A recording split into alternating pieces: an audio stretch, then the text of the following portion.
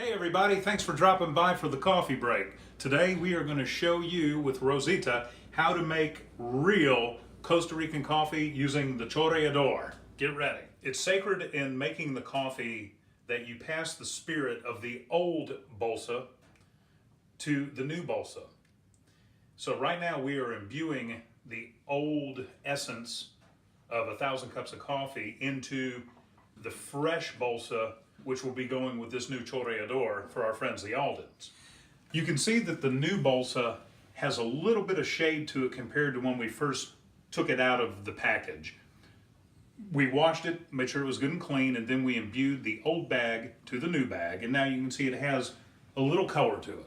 And with repeated uses, it's going to get almost black. And of course, at some point, it's going to become so dark and the water is not going to pass through it very easily that you're going to need to throw it away and start with a fresh bolsa. And of course, at that time, it's important that you take the old bolsa and imbue it to the new bolsa like we've done here today. The bolsa, or you may hear me say bolsita, which simply is Spanish for small bag because it's a little bag in the bolsita. We are going to add the coffee. And Rosa has, of course, Costa Rican coffee from the Tarasú region. And she is going to put 2 scoops, kind of somewhere in the middle. It's not going to be too strong, it's not going to be too light, it's going to be just kind of medium bodied.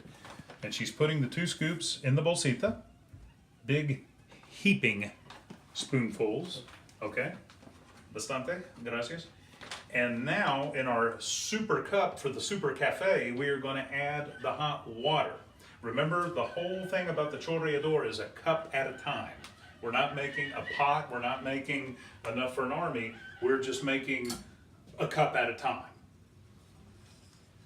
The water is ready, and you might have the tendency, if you're in a hurry, just to dump the water, but no, I was chastised many times in Costa Rica for doing that. And you only add the water a little at a time, like so. Thank you, Rosa. And you only add enough water to cover the grounds. And you let that drip.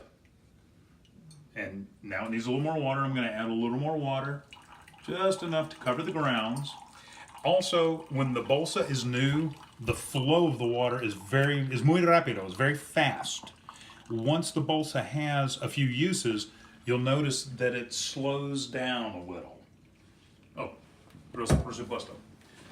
Rosa, being a real Costa Rican, is going to show us how to do it.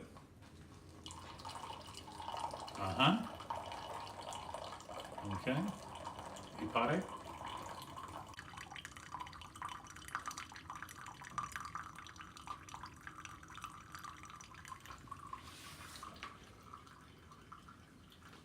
And we're almost ready to add a little more water, and I know that in our North American lifestyle, this probably seems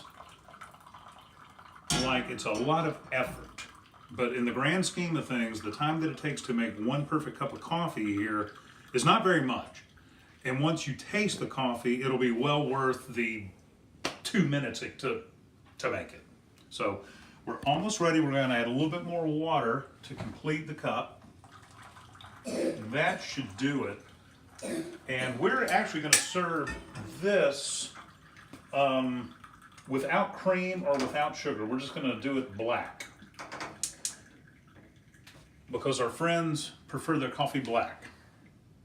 And let's wait till the last drop. We're not ripping off Maxwell House. This literally is the last drop.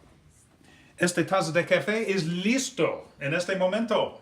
That means at this time, the coffee is ready for her. Kristen, please disfruta este taza de café. Please enjoy this cup of coffee. This is without cream or sugar. This is just hot black coffee, Costa Rica style, real Costa Rica coffee. Aproveche. Gracias. Con gusto.